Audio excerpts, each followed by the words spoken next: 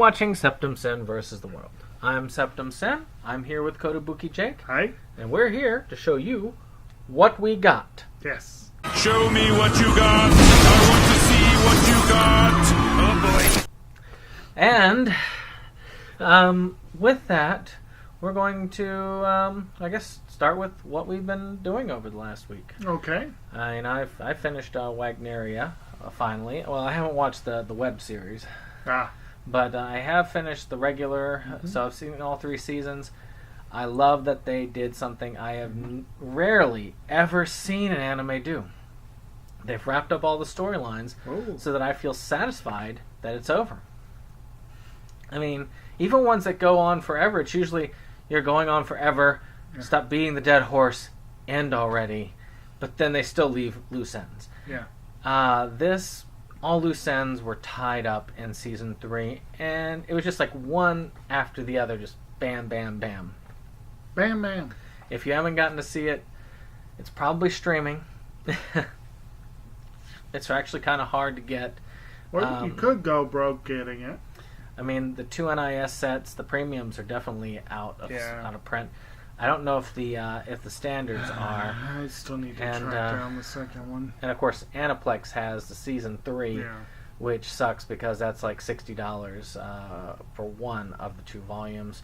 So you're sitting there paying $120 to $130. But you said they do include the special in that. Yes, the second part includes a special, which is an hour-long movie that wraps up the final thing, and the final is of course the main romance that they kind of start and hint at throughout the entirety, and but they take all the mini plot lines that they've kind of dragged you on and slowly worked towards for the first 2 seasons, and then wrapped them up nice and neatly at the end. Yep. So worth seeing. Very much happy to have seen it. That might be it. Let me think.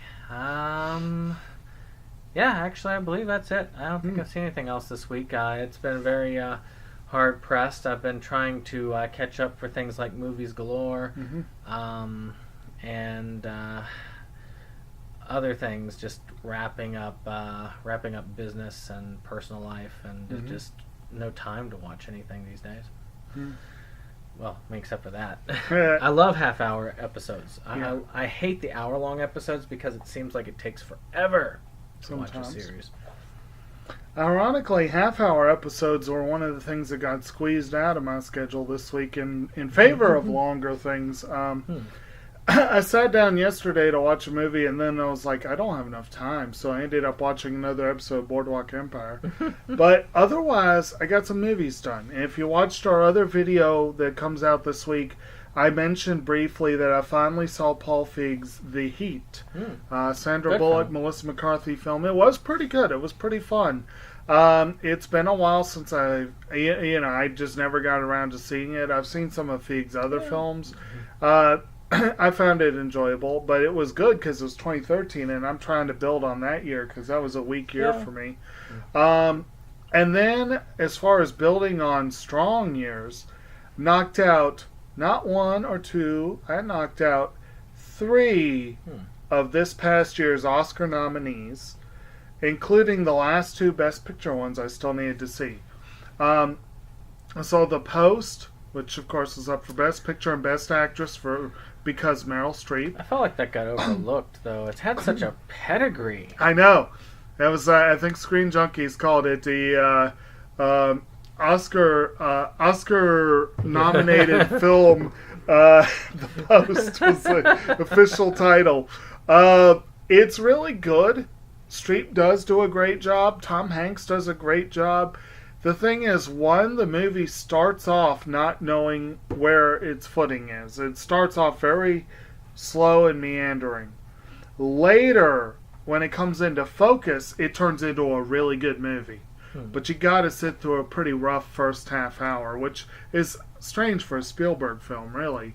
And then I did also see another film that was evidence that maybe Streep should have sat this one out. She was really good. But a lot of people cried foul that Jessica Chastain did not get a nod for Molly's Game. Molly's Game is great. It did get a nod for screenplay. Aaron Sorkin wrote and directed the film. I think it may be his directorial debut. Yeah. Sorkin, of course, best known for The Social Network, The American President, The West Wing. He's known for these high-speed thrillers. And his screenplay is great. Molly's Game is well written. Chastain does a phenomenal job. Kevin Costner does a great job. Idris Elba does a great job. They all do a great job. Graham Greene shows up in a tiny role, which was really fun. I really enjoyed the movie. It was my favorite one of the week. And then, slightly lower, I finally got to see Phantom Thread. Which won, of course, for costume design. Not the Phantom Fred. Not Phantom Fred. I still have to see that one of these days. But Phantom Thread, of course, is up for Picture, Actor, Supporting Actress.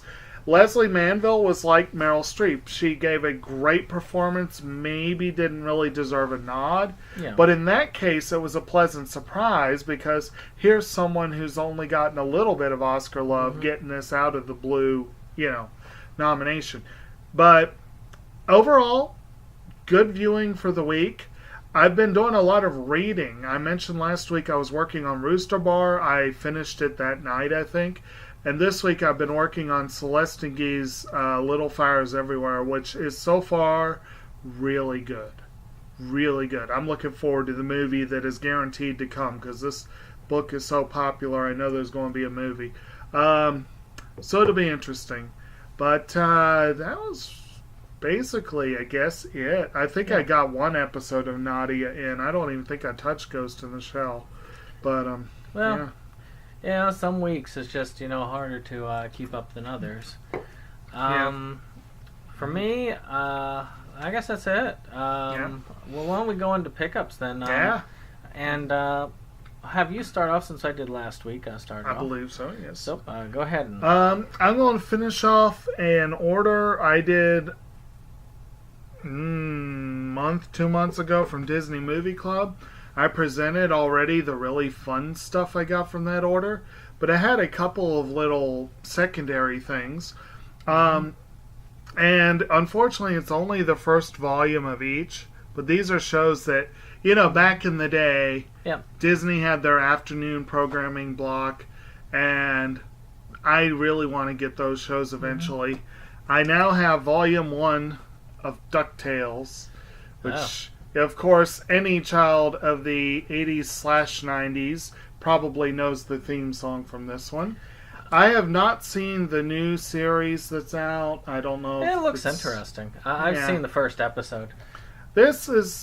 I have not seen this in years. Oh, I may watch it and it holds up, actually. Oh, does it? Yeah, it holds up pretty well. The only one out of this block that I've actually seen since probably the late 90s was Darkwing Duck, and that one did hold up. I love that show. I need to get it. But if this one holds up as well as that does, I look forward to revisiting it. I do have something to say about those sets once you reach the end of them. Okay. But not now. Okay. Because it applies to at least 2 of them I know. So mine is a fairly older pickup, but it's one that I thought was cool nevertheless. Most people like it, probably, when they see it. But it is Justice League. But take a look at that cover art. Yeah. That is pretty awesome cover art right there. I mean... it looks like something straight out of the New 52. Yeah, I mean, it's very well. I mean, it's Jim Lee. Yeah. I mean, that's like 90s porn right there. For comic book fans. I have yet to, as you can see, see it. Oh, all sorts of off-color comments come from that. Yeah. But I do plan on seeing it. It's on my list to see. I've still got my copy of Star Wars: The Last Jedi, shrink-wrapped, because no time. You're a slacker. Well, I want to see it on the big TV. And I don't get time with the big TV very often. So, this kind of just sits there. Which is really sad. I mean, it's a cool looking steelbook. I wasn't going to get the steelbook, but, I mean, I love this cover art. Okay. I mean, it really is. I mean... Yeah, I mean, that does look... If you're going to get it, that looks like the way to get it. Yeah. Definitely. Most definitely. And I will get that movie one of these days. I did see it, and I didn't hate on it the way a lot of people did, but it's still one of the weakest films of the year for me. And with the 3 movies I saw this week, I'm up to 80 films from 2017. Justice League, I think, is number 64 or so. Oh. Not 60, no, 74. 74. When I heard it was okay. It was okay. It could have been better. It could have been worse. But it should have been better. That's the problem. It should have been better. The problem is they rushed. I mean, somebody was talking about this earlier on, is that Marvel took a long time setting up their cinematic universe. It took like a good 2 years before they... And they didn't launch right into it. They started testing the waters. Like, Iron Man ended with a stinger where they introduced Nick Fury and the Avengers Initiative. Hulk ended with a stinger where was it Nick Fury again? Yeah, it was Nick Fury. And then Iron Man 2... they brought in Black Widow. Thor, and there was the stinger that introduced Thor. You know, they built in small steps at first. And even later on, it's usually just a small bit, you know. It's very rare that they go headlong into something, and it's almost always when they're doing a brand new thing, like Guardians or Doctor Strange or something. You know, and that... You know, and I was thinking about this the other day about how they take baby steps to bring those in, like into the MCU. They don't just rush it all into one all at once. Oh, I agree. And Justice League, I don't think it was necessarily overload per se, but it would have done better with more setup. Yeah. They had already done a massive upfront with Suicide Squad. You know, they keep trying to introduce so many characters with just a few movies. I mean, the only ones that really had a good setup were Superman and Wonder Woman. Yeah. And really Wonder Woman because... Well, no, she had enough of a setup. Yeah. Because Captain America only had the one movie before the Avengers. Right. And it would have been enough, I think, if there were a couple factors. First off, I think WB really sticks their noses too much into this. Yeah. Also, they have a wonderful TV universe. To me, and I think the guy who played the Flash said he would have loved to have played him on the big screen. I think that they should take in the TV universe and combine those. You already have characters set up. You could have used that for a lot of these characters. I still think Gotham, I would have liked to have seen Gotham set far enough back that you could say this was his origin. Right. Like maybe set it in the 80s or something like that. Well, and Gotham also had the problem of, in order to surprise people, in order to keep it fresh, they started breaking canon right, left, and in the middle. And, you know, at this point... there is no possible way it could set up anything approaching what we usually think of as the Batman story. Can you pause it for a few minutes? Yeah, that's fine. So, any case, though, I think that if they I really do think that if they included the TV work into the cinematic universe, I really think that they could have made this into something spectacular. As a matter of fact, this would be my thought as to how they could have done it. Instead of setting up movies, set up that TV cinematic universe, set up a TV Superman, set up a TV Batman. I mean, you've got the rights to it. I mean, a Batman TV series? Come on, it's gold. Yeah. And you can even make it a companion piece to Gotham, saying this is what Gotham turns out to be. And then... after like 1 or 2 seasons of that, then you set up the Justice League movie with those characters. That would be a huge draw. And because the characters have heart for the most part, most of the people really like it, you could have a good investment. A good investment. Thing is, they look at Marvel and they're blinded by dollar signs. Yeah, oh, look at what they're doing. That they're not doing it like they're doing it. They're doing it the right way. Well, I will let you move on with your next one. Speaking of shows that are overdue for a great big theatrical... Well, okay, so the next one, continuing this theme of these 90s Disney films. Actually, I only got 2 of them this go around, but this is another one that I'm quite excited about. Got Volume 1 of Chip and Dale's Rescue Rangers, which was a fun little adventure series, you know. Well, you go ahead and talk. I just want to look and see.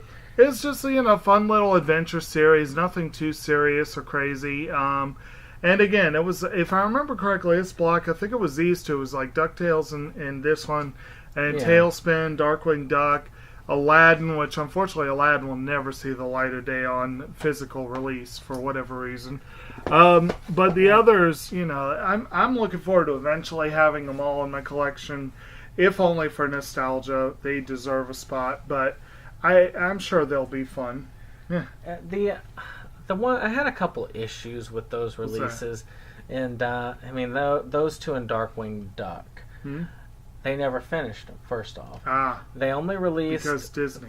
They were just a hair away from finishing all of them.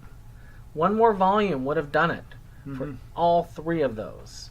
But no, because Tailspin did the same thing, but Disney Movie Club did do an exclusive 3rd volume, which finished the series. The other thing that's weird is that, to me, the best episodes of both Rescue Rangers and DuckTales were the movies that they did, the TV movies. The one like with the City of Gold. No, that was a full-blown... I remember going to the theater for the DuckTales movie. No, different movie. You're thinking of the actual DuckTales movie, which is a separate release. This is like a TV thing. It was the... not promo.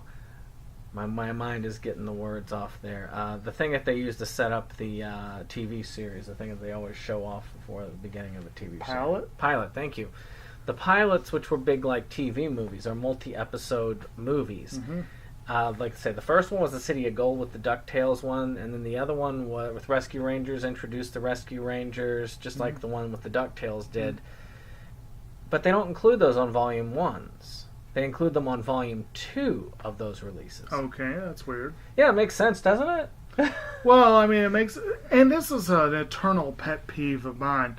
North American distributors, for whatever reason, when it comes to American releases, they never put them out in proper order. Yeah. Or if they do, there's always some sort of glitch.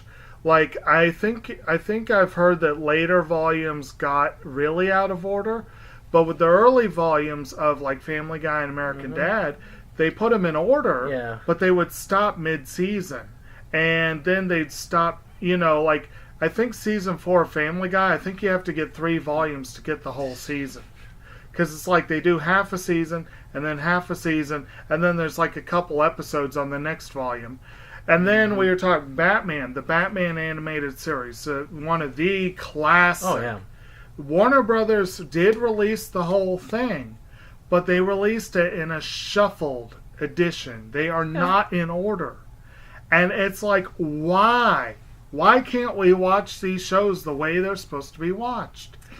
It's annoying. It's just how they like to do it. Like, are these at least in order? I have not watched the Rescue Rangers one. The DuckTales seems to be in order, but it's harder to tell. Well, they'll usually tell you the air date somewhere on the packaging. I haven't looked into it because, to me, I watch them haphazardly anyway. But it just is sad that they've left the last couple off. Yeah. I mean, it's like 20 episodes off of Rescue Rangers. They did this with almost... Like, they did the same thing with Gargoyles. They stopped it. And they did complete Gargoyles. They did, but they didn't initially. Last volume was, much like Tailspin, it was a Disney Movie Club exclusive. Right. And a Disney Movie Club, why not make that? Finish off these series. Yeah. You've got renewed interest in DuckTales and Darkwing Duck with the new shows and reboots coming out for both of them. Yeah. Why not just finish those off with like an exclusive, get more people into the club? I would buy it. Yeah. So, speaking of shows that are incomplete, I've got a hold of Relife. And I've read the manga, at least a good portion of it. I don't know how they're going to fit that whole story into 13 episodes. I think it's going to just, I don't know. I have bad feelings about what this is going to be, but I loved it so much. Mm-hmm. Basically, what Real Life is about is you've got this guy who's kind of screwed up his life. So this corporation comes in and says, we will let you try and start over. We'll give you a second chance. So it gives him these pills that make him appear as a teenager again. So he goes back to high school. They measure how he does, and if he does really well, they give him another shot at things. He doesn't get to start high school again, but he gets to basically get some do-overs and gets to live his life appropriately. And while this is going on, he's got like everything paid for, all the living expenses, everything done. But he's not to interfere or form any lasting bonds. Now this is where things get iffy. It starts off slow in the manga. I didn't think I was going to get into this. I admit, I thought this was Re-Zero when I started this, because I was thinking Re-something. And then I started realizing, this isn't Re-Zero. And after a while, I really did get into it. It's one of the few reasons why I might one day renew my Crunchyroll subscription, is to finish reading that. It was fun. So, yeah, you get a chance, pick it up, take a look. I know you've heard of it. I know of it. Yeah. And that premise does sound interesting, definitely. And if I remember correctly, I think the show did get generally positive buzz. But yeah, like you said, oftentimes these stories, they're just not finished in the anime, and it's very annoying. Or they go off on a different tangent or whatever. Now, one that I've been wanting, we're going to dip back to my holiday pickups for a minute. Yes. We've been talking before on multiple episodes about some of the NIS deals that were there. And two that I really wanted to do that were both right around $80 for a 3-part bundle. I unfortunately have not yet picked up Kimi ni Todoke, and I hope I can still get another shot at that. But the other one that I did get is this one. Natsume's Book of Friends. Damn good series. Yeah, so I've heard. I've not gotten to see it yet. But we have Season 4, Season 3. Yeah. And then for some reason, Season 1 and 2 have pretty consistently... Yeah. They've been put together as one. Now, this is a standard edition release, but it is a DVD Blu-ray... Yeah. Well, Season 1 they never did put out on Blu-ray, I I've got believe. that version of Season 1. Yeah. But Seasons 3 and 4 they did put out on Blu-ray, so these are combo disc release. I think you have the premium of these two? Yep. I wish I did. But anyway, but I do have it, and actually in a way I kind of like that it's a matching set. Even if it is a little... It does bother me that my Season 1 and 2 is not the premium. Right. But it is a good series. It's about this guy who can see monsters, essentially. And he inherits this book of friends from, I think it's his mother. I can't remember. But his mother apparently was this, was a jerk. I could say another word, but I'm trying to be polite. And teed off a lot of monsters and demons.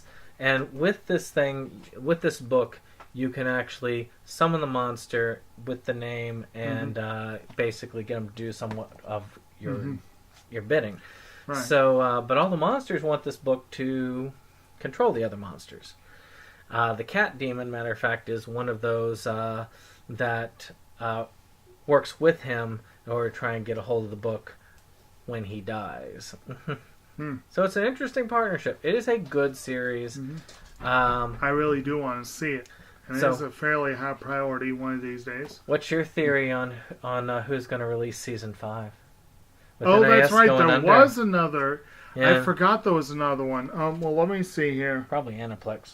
Freaking Aniplex. It seems like where all the NIS shows go. Well, I don't see anything here that says Aniplex. Animation production, Brains Base. I don't know if that's... Let's hope somebody like Sentai or Funimation gets the rights for the series. We're going to hope. We're going to hope. And some of them, I mean, Funimation did get the spin-off for Love Live, and I'm still hoping they'll get the main one. So maybe Funimation would be a decent home for this. Sentai would also be a decent one. Even if it goes, I don't care where it goes. Eastern Star, Discotheque. I want it finished. That's all. Yes, we do want it finished, and they do have season 5. I've heard nothing yet about a 6th one, so hopefully 5 wraps it up. But very excited to finally have those. They're not as fancy as they could be, but they look very cool.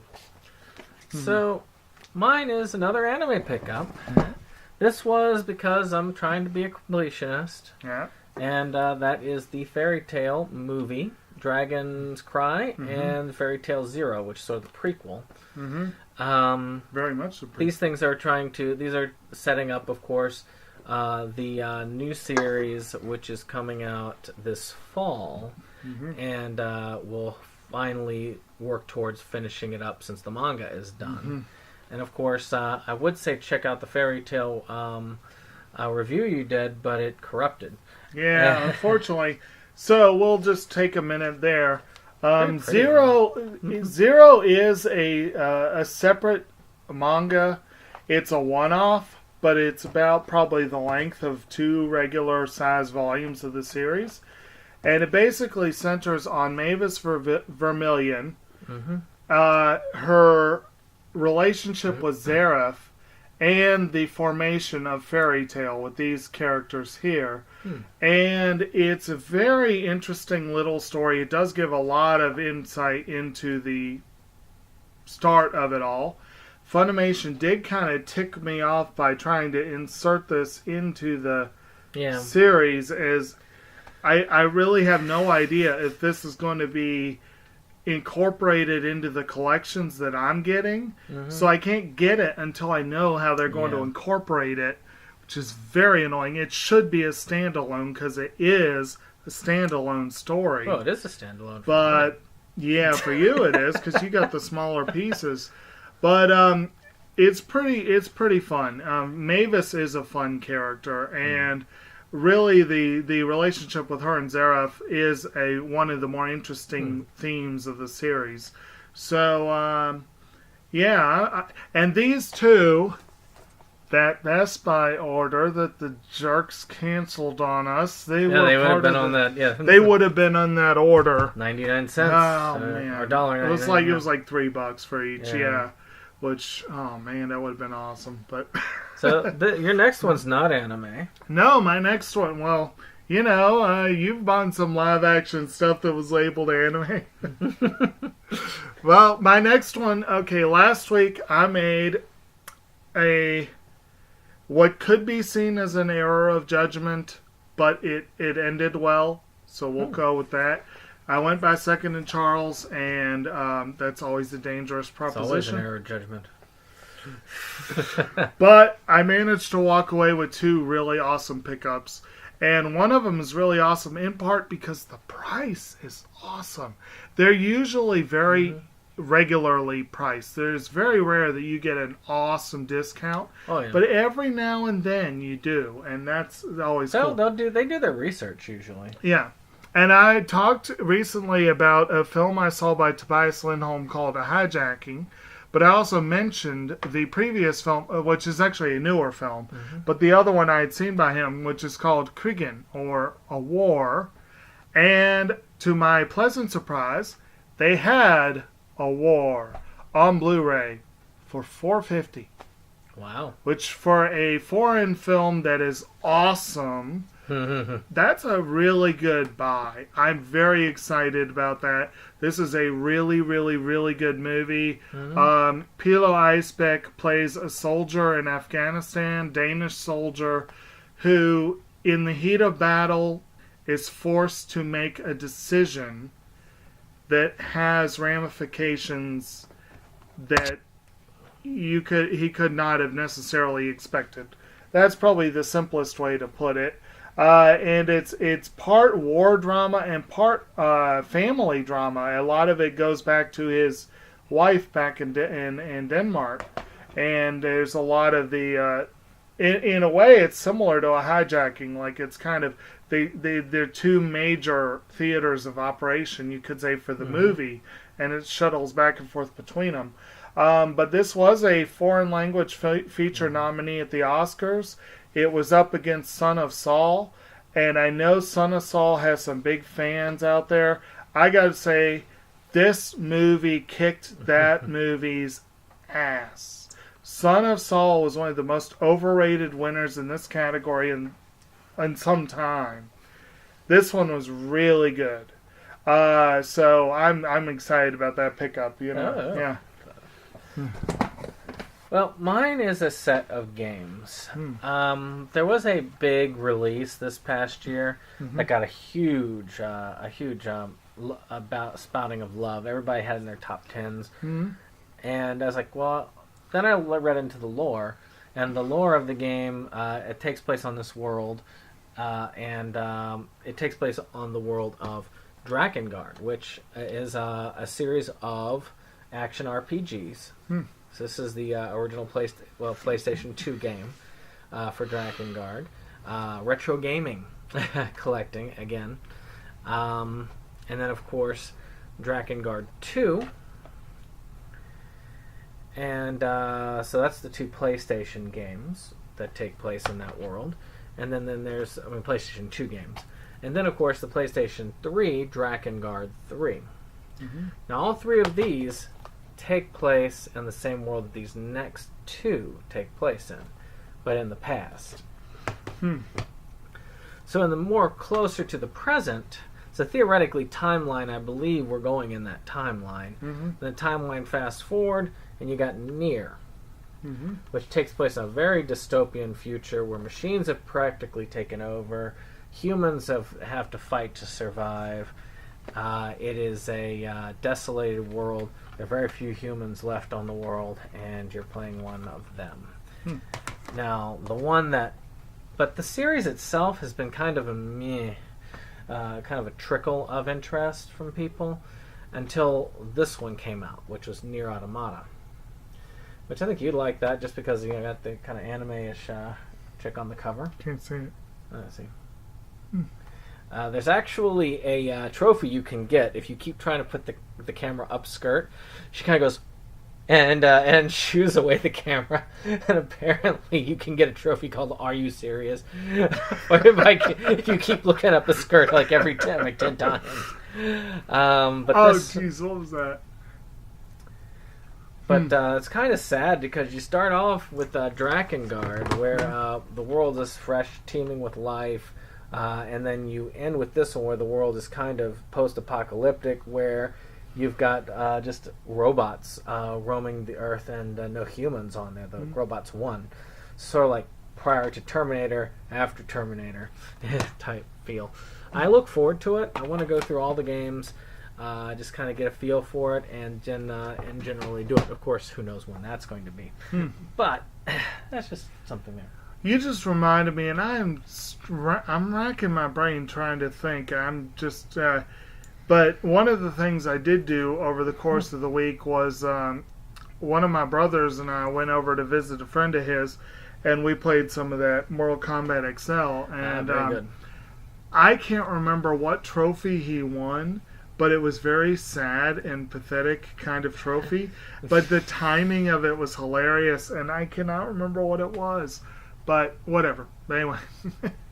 So, my last one, also second in Charles pickup. This one is not as awesome totally for the price, although the price is really good. These are Viz Blu-ray releases, so they are actually very well priced. Yeah. But more to the point of I'm adding a franchise to my collection that is way overdue. I'll probably never get the first series that he has because it's so hard to get. Oh, I got freaking annoying. Well, go ahead. But I did get the first two parts of the new franchise of Hunter x Hunter. That's all I have of this series. series. Yeah. So this is the 4 of them out now. Yeah, the old Hunter x Hunter, which is way out of print for whatever reason. Viz put out these nice 4 box sets. Like I said, he lucked out and got them at a reasonable price, if I remember correctly. It was less than 20 a season. Yeah, so these are 20 per, which again, for Viz, that's not bad. These are 13 episode volumes. They're, and this is, your typical, but this is the one where it gets really cool. Have a look at that. Yeah, that's a cool, Best Buy released that one. Yeah. I got the Steelbook edition. That's really got some cool things with the alternative cover. Right. That was cool. I'm actually slightly envious there. Well, I know you're a Steelbook collector. I don't get a lot of them, but I get them now and then. And when I saw that, I was like, I gotta do that. Get them when they matter. Exactly. But you don't have my Justice League Steelbook. I might try. But if you've never seen this show at all, definitely try to check it out. It is one of the more enjoyable shonen series out there. And it's just very interesting. Golden Freaks is a fun character. Hisoka is one of the most twisted anime characters. So it's pretty good. And I saw that and I was like, holy crap, I gotta do that. If any of you read the manga, it's kind of a sad story because the author is very sickly. He has to take constant breaks in order to from the manga because he's just too sick to continue. I really wish that he would just go ahead and hand the story, because he says he's got it written out, just hand it over, sort of like Robert Jordan had to do this. Of course, he died. But that's my worry, is that this guy's going to die and then the story's just going to be unfinished. Yeah. But I'd like him to just hand it over to somebody, take part of the rights there, get some, because there's no lacking of people who can understand the art style. And it's not uncommon nowadays, like you're talking Robert Jordan, but like a lot of people, like the Stieg Larsson and the Elizabeth Salander books. Basically, a lot of people have picked up some of Tom Clancy's properties. Not that these are necessarily going to be as good as they would be in the original author's vision, but sometimes, with really cool characters, if there's no other alternative, then seeing the story continue can be fun. Not that I'm as familiar with those, but if he does have the basic ideas there, and he can find someone that is trustworthy to fill in, I think that it would, because again, people they've got people who could easily do the art style that he's doing. So I feel like it could. Khalees wants to make her presence known. She's afraid of the thunder. Oh, wow, yeah, there's some. Yep, there's thunder out there. All right. So last pickup.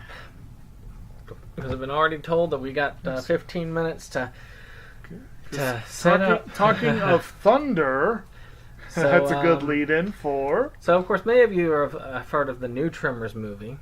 But it's right now around the 14 to 15 range, and I feel like it's too pricey. This was in the $7 range, which was the Tremors TV series.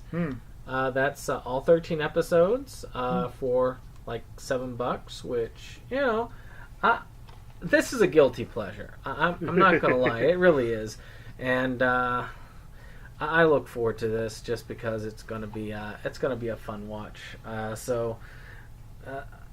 don't know. It's just that, and I'm gonna get the new Tremors movie. I'm not gonna lie. But but I'm gonna wait until it falls under $10. I can't really afford a lot more right now. Money's getting tight again, so of course the flow just goes and it's cut off.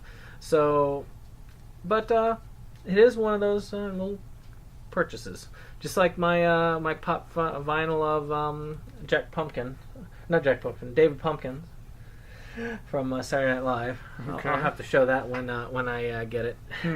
And but that's about it. So we're going to take a bit of a break, and we're going to be back shortly with the interview to talk about our favorite films, obviously, Dead Leaves and Cat Soup.